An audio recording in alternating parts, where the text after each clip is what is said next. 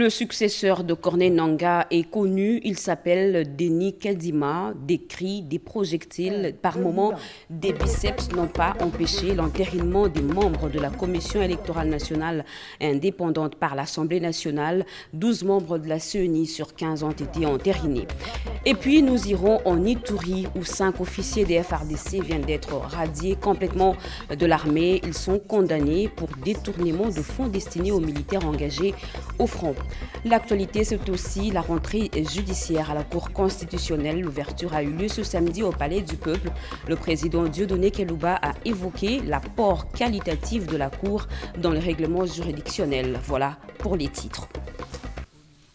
Mesdames et messieurs, bonsoir et merci d'avoir choisi la RTNC pour vous informer. Denis Kedima, c'est lui le remplaçant de Corneille Nangaa à la tête de la CENI. Le suspense n'a que trop duré sur la désignation du nouveau président de la centrale électorale. Aujourd'hui, c'est chose faite. Malgré la tenue d'une plénière électrique à la Chambre basse du Parlement, les députés nationaux ont procédé à l'entérinement des membres de la CENI sous la présidence de Christophe Mbosoko Diampouanga, Sylvie Moembo et Edith Chala. 1. Président, M. Kadima Kazadi Denis. 2. Premier vice-président, M. Ilanga Lembo, bienvenue. 3. Deuxième vice-président, poste à pouvoir. 4. Rapporteur, Mme Seya Moulela Patricia. 5. Rapporteur adjoint, M. Mouindo Moulemberi Vaumawa Paul. 6. Questeur, poste à pouvoir. 7. Questeur adjoint, Madame Birembano Balume Sylvie. C'est fait. Les membres de la Commission électorale nationale indépendante ont été entérinés par l'Assemblée nationale. Dans une plénière électrique, les députés nationaux de l'opposition ont usé de tous les moyens pour faire attendre leur voix. Des cris, des sifflets n'ont pas perturbé le speaker de la Chambre basse du Parlement, Christophe Mbosoko Diampouanga, dans sa détermination d'en finir avec la longue attente de nouveaux membres de la centrale électorale. Après lecture du rapport de la commission paritaire mixte présenté par le député national André Mbata, l'Assemblée plénière a adopté par une bonne majorité. 12 membres sont connus sur les 15 possibles, les 3 restants au pouvoir car réservés à l'opposition. C'est un événement historique qui restera gravé dans les annales de l'Assemblée nationale. Il reste ainsi l'ordonnance d'investiture par le président de la République, Félix-Antoine Tshisekedi Tshilombo.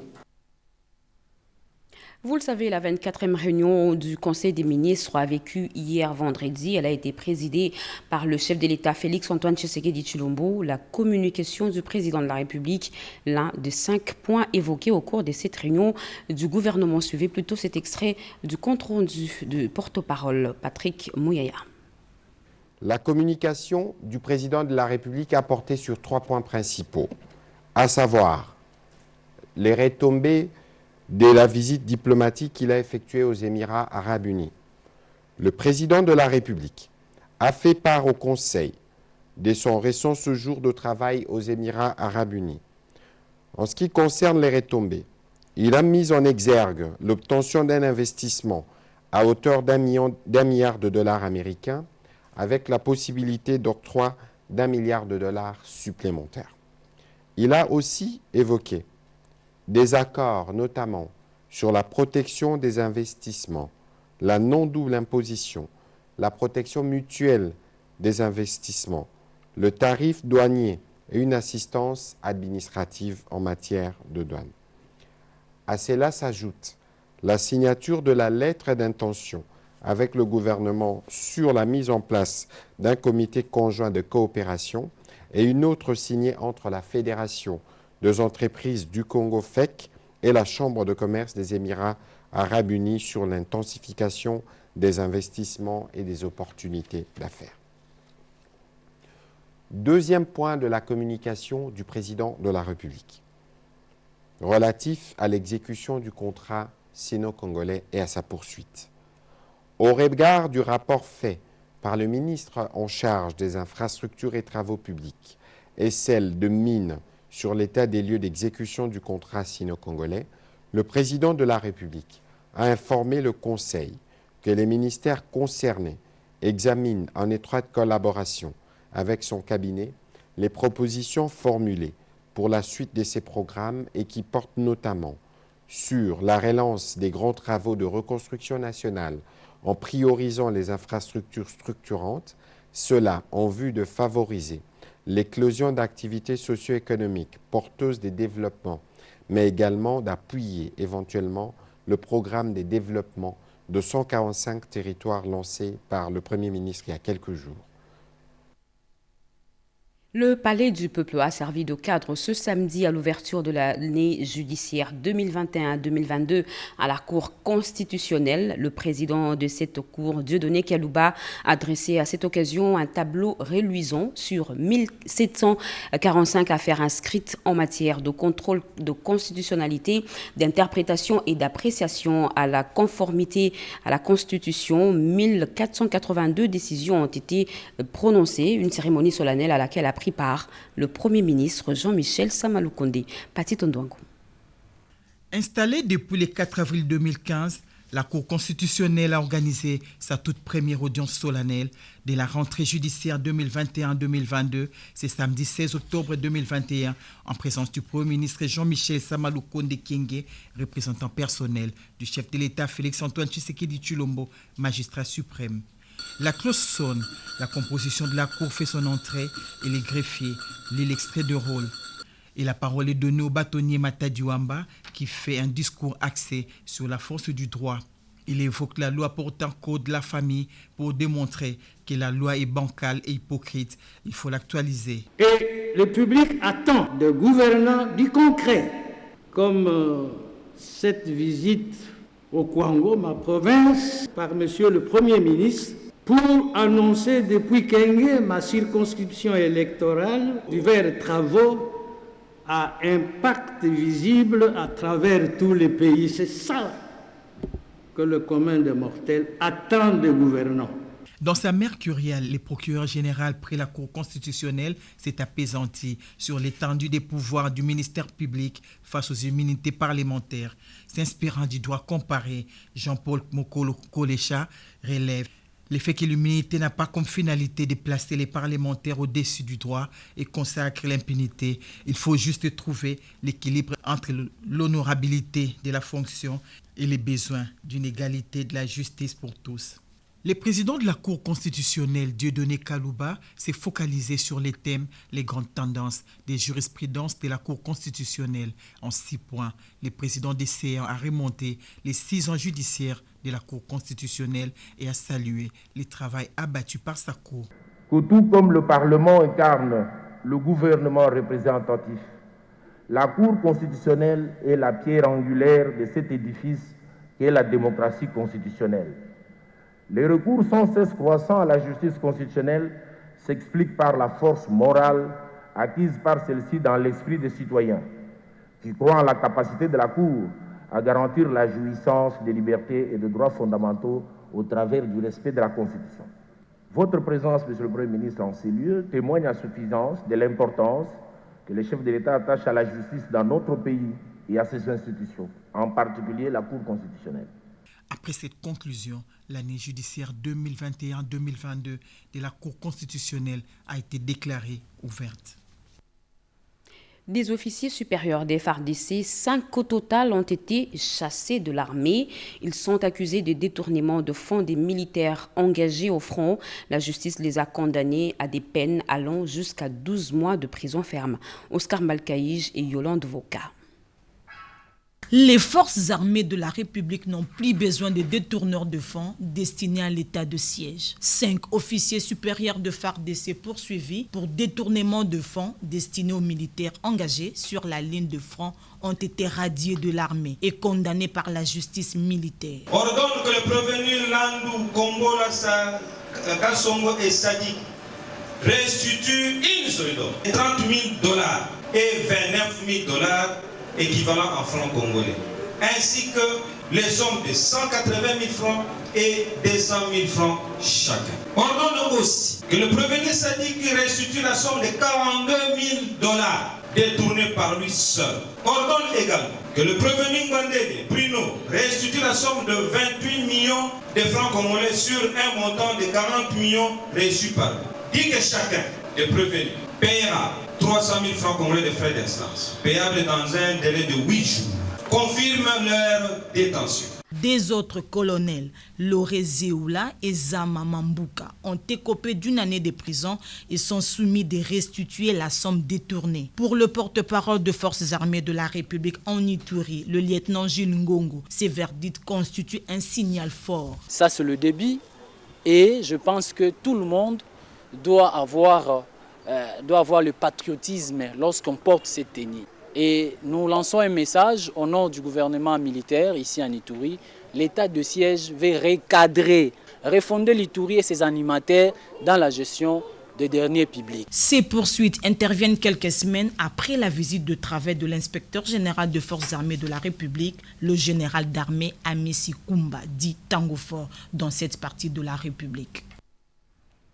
Les travaux du Conseil exécutif de l'Union africaine se sont poursuivis sous la conduite du vice-premier ministre des Affaires étrangères Christophe Lutundula, la santé avec le Covid, le thème de l'année prochaine et beaucoup d'autres questions ont été analysées par les ministres africains des Affaires étrangères Doris Mozo et Henri Armoury.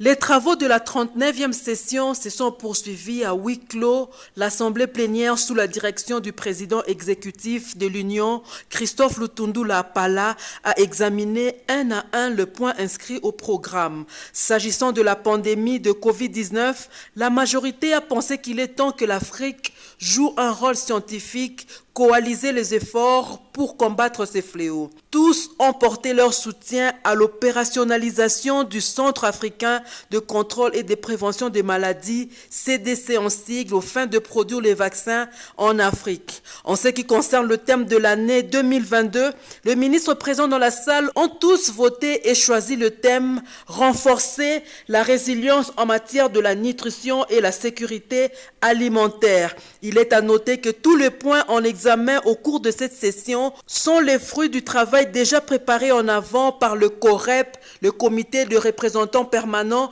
dirigé par notre ambassadeur auprès de l'Union africaine en Éthiopie, Ngandumwa Nandibu Ilunga. Un séjour éthiopien intense, le président du conseil exécutif a eu une séance de travail avec le président de la commission de l'Union africaine, Moussa Faki, suivi d'une autre dans la même journée avec le secrétaire général de l'organisation. Noun Thiam a installé le vice-premier ministre des Affaires étrangères et de la coopération internationale de la RDC, Christophe Lutundula Pala, président du conseil exécutif, dans son bureau en lui remettant le symbole du pouvoir exécutif. Revenons à Kinshasa où la masculinité positive, la RDC veut s'approprier ce concept qui n'est autre que l'ensemble des caractéristiques ou comportements propres aux hommes dépourvus de violence. Kinshasa accueille une conférence dans ce sens au mois de novembre prochain. La ministre du Genre, Enfants et Familles, Gisèle Ndaya, et Alphonse Ntumba-Luaba, coordonnateur du panel de l'Union africaine, expliquent l'importance de ces assises aux diplomates accrédités à Kinshasa. Yvette Mokuntima.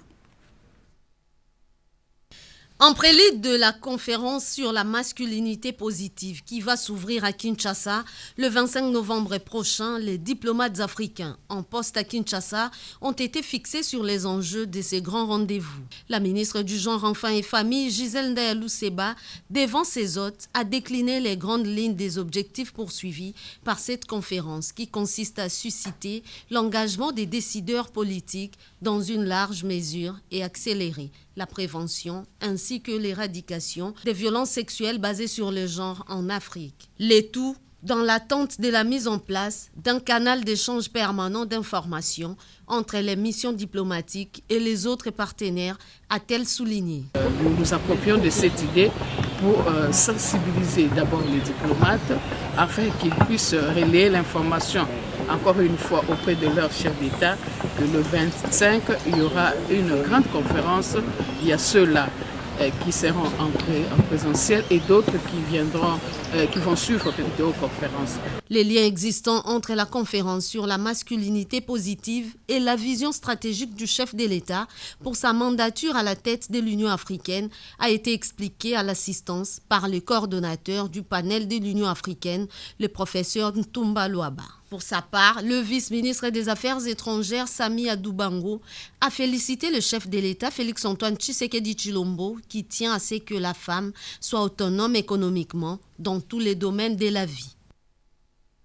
Une autre femme, Julienne Lusenge, elle vient de recevoir le prix Aurora en Italie. Elle est membre du panel pour le suivi des actions du chef de l'État à l'Union africaine. Elle a été fêtée par les diplomates, les organisations féminines et autres. Christine Nenzo. Après son échange avec les chevaliers de la plume, quelques diplomates, les responsables des organisations féminines et la conseillère spéciale du chef de l'État Chantal Moulop étaient conviés à une cérémonie pour célébrer cette récompense du prix humanitaire Aurora mérité par Julienne Lusenge, directrice exécutive du FFC et PCA de Sofepadi. Par la même occasion, les invités ont célébré les autres titres à son actif, les prix ICIP, les prix Femmes Courage créés par Condoleezza Rice, les prix Angel obtenus à Auckland, pour ne citer que ceux-là. Le président du conseil d'administration du Fonds pour la femme congolaise, Faïda Mwangilwa, a salué la présence de tous les invités et n'a pas manqué de louer les mérites de Julienne Lusenge comme experte et défenseuse des droits humains. Nous avons oublié de signaler que Mme Julienne, elle est épouse, elle est mère, elle est grand-mère. Et pour jouer ce rôle-là et arriver à obtenir des prix, donc il y a quelqu'un dans le foyer qui subit et qui les soit à l'entourage. L'heureuse lauréate a à son tour exprimé sa joie tout en dédiant ses mérites à toutes les femmes de la RDC. Les témoignages des uns et des autres ont évoqué le courage de cette femme battante et dynamique qui a toujours milité pour faire entendre la voix de ses semblables. D'autres, par contre, ont rappelé les obstacles à la base de son départ de Bunia pour poursuivre sa lutte pour les droits humains depuis Kinshasa. Le tout s'est clôturé sur une note de gaieté. Les rideaux sont tombés sur l'atelier consacré au profil de la gouvernance vertueuse en République démocratique du Congo, organisé par le Conseil économique et social et le PNUD. De ces assises ont formulé plusieurs recommandations: refondre l'éducation de base pour inculquer la notion de redevabilité dès le bas âge, mais aussi rendre l'appareil judiciaire effectivement indépendant. Anime Balaga. Cet atelier organisé du 14 au 16 octobre 2021 avait pour objectif de présenter aux autres institutions et parties prenantes pour appropriation l'avis en cours d'élaboration sur les profils de la gouvernance vertueuse de la RDC afin de lancer les débats pouvant conduire à son amélioration. Dans son discours de clôture, le premier vice-président représentant le président Jean-Pierre Kiwakana a défini la gouvernance vertueuse comme étant la boussole qui doit guider l'action du gouvernement au service du grand nombre. Elle permettra de gérer les moyens dont dispose l'État pour satisfaire la demande sociale et les défis de développement des Congolais.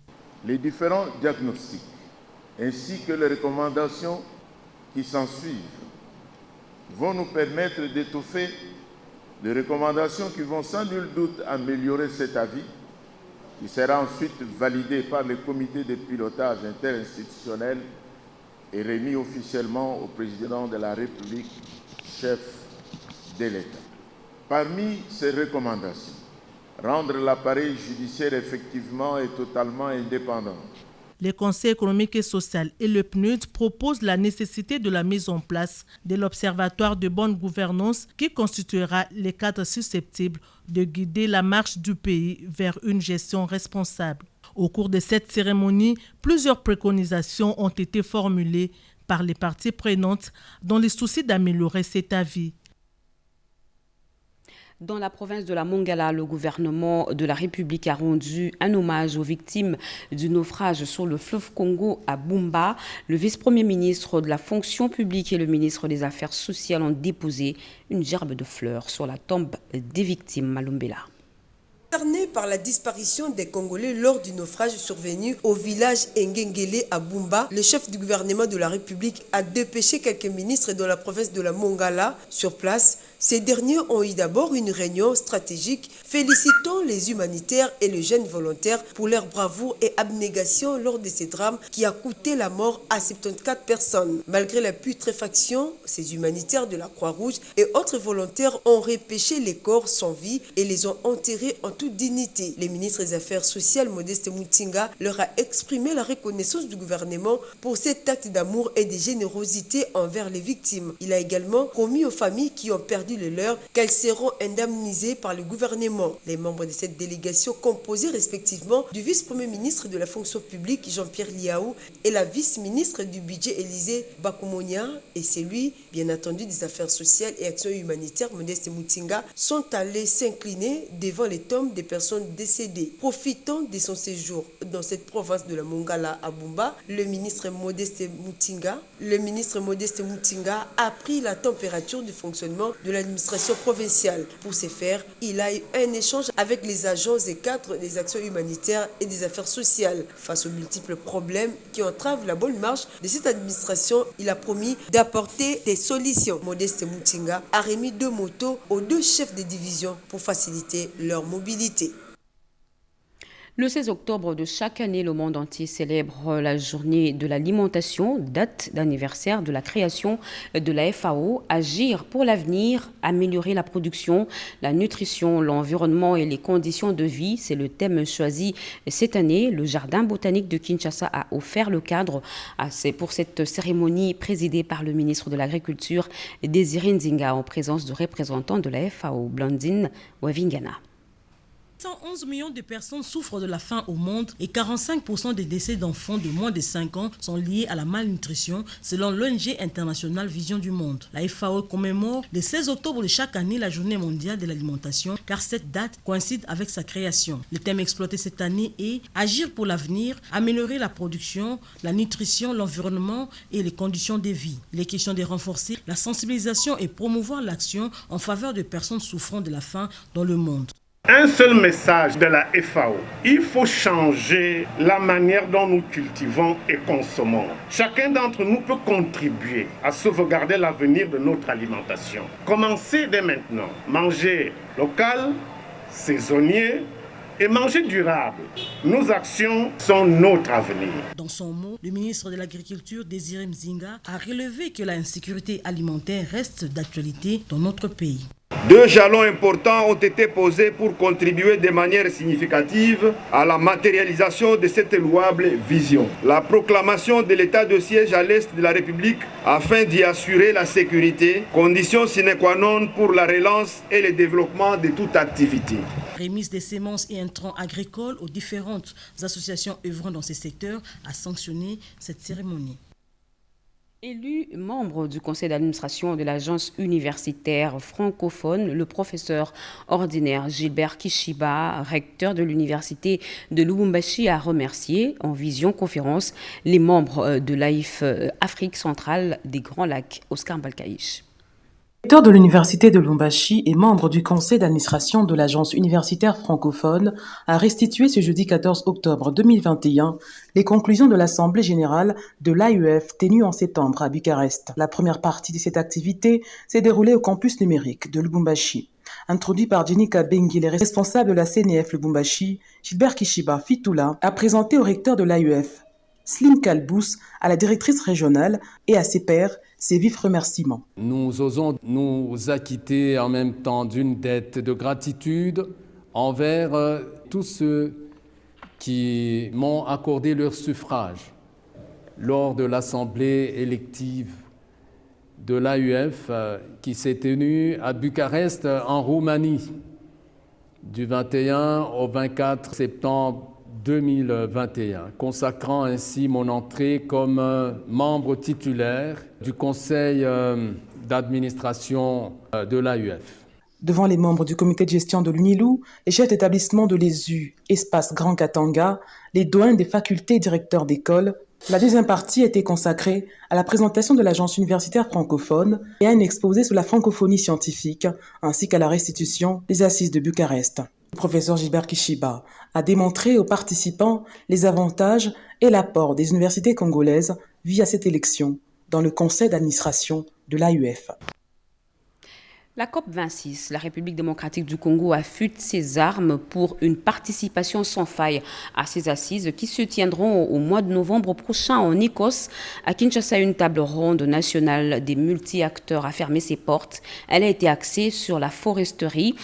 Les participants ont formulé plusieurs recommandations pour faire face aux défis et opportunités liées à la foresterie et communautaire. Malumbela. La protection de l'environnement est devenue une affaire de tous. En RDC, les bases de la foresterie communautaire ont été posées pour renforcer les mécanismes de lutte contre la déforestation et les changements climatiques en faveur du développement durable. Cette 8e édition de la table ronde nationale des multi-acteurs axée sur la foresterie communautaire a permis aux participants de cerner l'importance de la foresterie communautaire, une approche stratégique pour la promotion du développement durable et respectueux des droits humains et de la nature. Depuis 2017, l'État congolais a attribué 109 concessions forestières de communautés locales. Pour les communautés locales et peuples autochtones, l'obtention d'une CFCL reste la seule option pour sécuriser les droits sur les terres et les ressources qu'ils exploitent en vertu de la coutume.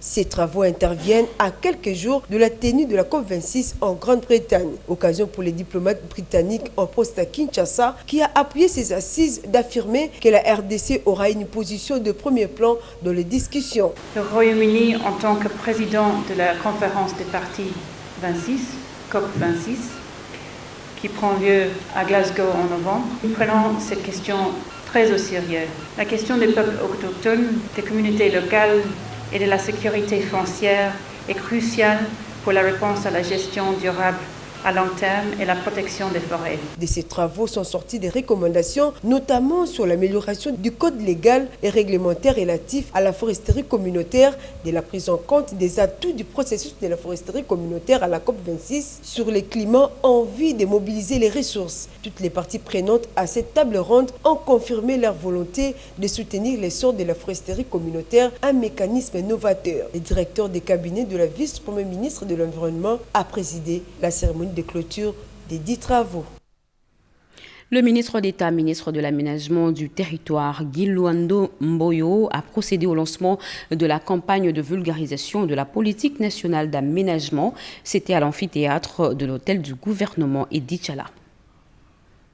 Elle est l'une des plus importantes réformes que connaît la République démocratique du Congo. La réforme relative au cadre institutionnel capable de mener à bon escient les activités visant l'amélioration de l'espace physique de notre pays. Le ministre d'État, ministre de l'Aménagement du Territoire, Guy Luando Mboyo, a au cours de la cérémonie de lancement de la campagne de vulgarisation de la politique nationale de l'aménagement du territoire dans la ville de Kinshasa, mis en évidence l'importance des instruments déjà disponibles. La campagne de vulgarisation qui s'ouvre ce jour a comme objectif principal de permettre à la ville province de Kinshasa de s'approprier les résultats de la réforme d'aménagement du territoire, surtout de mettre en œuvre la politique d'aménagement du territoire et aussi de répondre aux attentes du gouvernement et de la population en rapport avec l'affectation, l'occupation et l'utilisation des espaces, les ressources naturelles du sol de ce sol, ainsi que le développement durable de la ville province de Kinshasa et de sa périphérie.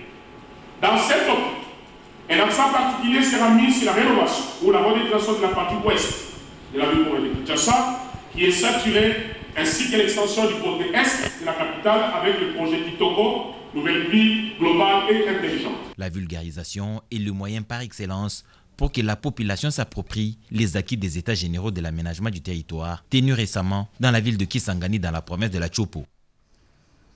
L'eau potable ne doit plus être une denrée rare, mais plutôt accessible à tous. La Régie des eaux s'approprie cette vision du chef de l'État. Son directeur général, Clément Moubiaï, a procédé à la signature d'un contrat d'exécution de travaux de réhabilitation du système d'approvisionnement à l'eau potable dans la ville de Mbujimaï. Serge Mata. La problématique de l'eau potable dans la province d'Ikassé orientale sera bientôt qu'un mauvais souvenir. Financé par la banque allemande KfW pour un montant estimé à plus de 24 millions d'euros, ces travaux de réhabilitation du système d'approvisionnement en eau potable dans cette partie du territoire national dureront 36 mois, soit 3 ans. La signature de ces documents stratégiques entre les deux parties a eu lieu en signe de soutien en présence de plusieurs personnalités et autres invités des marques. Un motif de satisfaction pour les élus de la province du Kassai oriental. L'enjeu est de matérialiser la vision du chef de l'État, Félix Antoine Tshisekedi Tshilombo, celle de rendre l'eau potable accessible à tous, selon Clément Moubiaï Kachama, qui s'est félicité de cette avancée qu'il a qualifiée de majeure. Il a en outre fait un plaidoyer et détaillé les aboutissements des 10 contrats. À la fin des travaux retenus, la ville de Mbuji-Mayi connaîtra une augmentation de la production. La représentante de la firme chinoise CGCD a souligné l'engagement de sa société à respecter les clauses du contrat. Nous avons bien planifié et organisé, suivre les spécifications techniques et les normes, respecter le délai du contrat et réaliser le projet avec succès. Les présents protocoles d'accord marquent la fin des négociations et symbolisent la volonté des deux parties à améliorer la desserte en eau potable au profit de la population de cette partie du territoire national. Le président de la République, Félix Antoine Tshisekedi Tshilombo, a présidé par visioconférence le sommet axé sur la coordination des activités et programmes de l'Union africaine et des communautés économiques régionales. Une longue séance de travail qui a connu la participation de l'équipe de coordination du panel qui accompagne la mandature du chef de l'État à l'Union africaine, Blandine Zovo.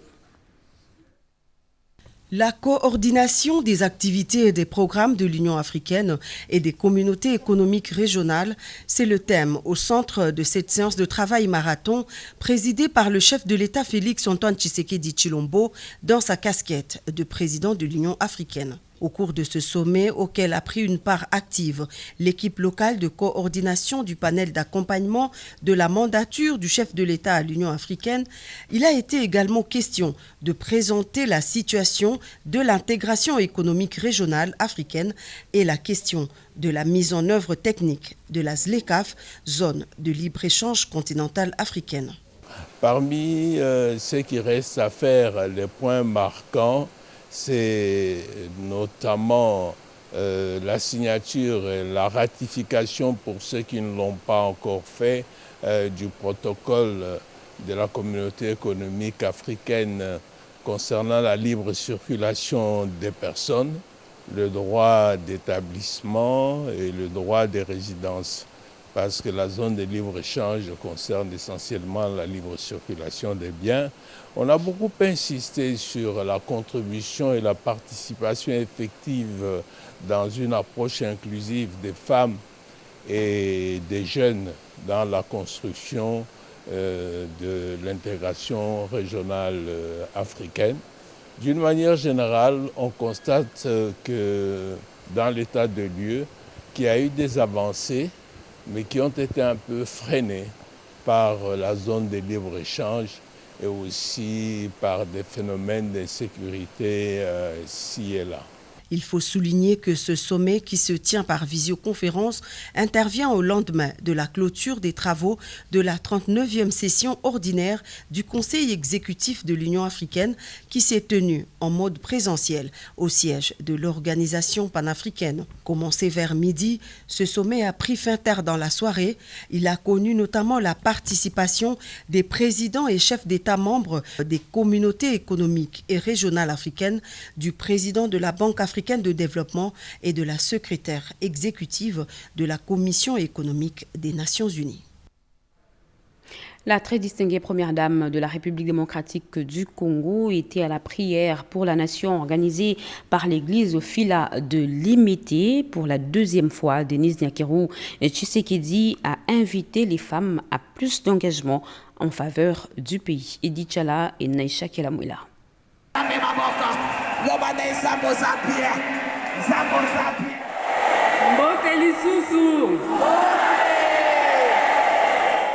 Seigneur, j'emmène nos prières à tes pieds, parce que nous n'avons rien d'autre que toi. Que toi seul, Seigneur. Tu es notre appui, notre inspiration, notre Dieu, notre tout, c'est toi. Et je dis merci, et que toute gloire te revienne. Tout ce qui va se dire dans ce lieu, Seigneur, soit pour ta gloire à toi et à toi seul. Je bénis ton nom et je bénis toutes ces personnes qui sont ici. Merci. Amen. Une prière pour la nation, la République démocratique du Congo en a besoin en ce moment où nos forces armées sont engagées dans l'Est contre les forces négatives. Les femmes s'élèvent pour crier miséricorde à Dieu en faveur des hommes offrants, mais surtout pour que chacune d'elles contribue à influencer positivement son environnement.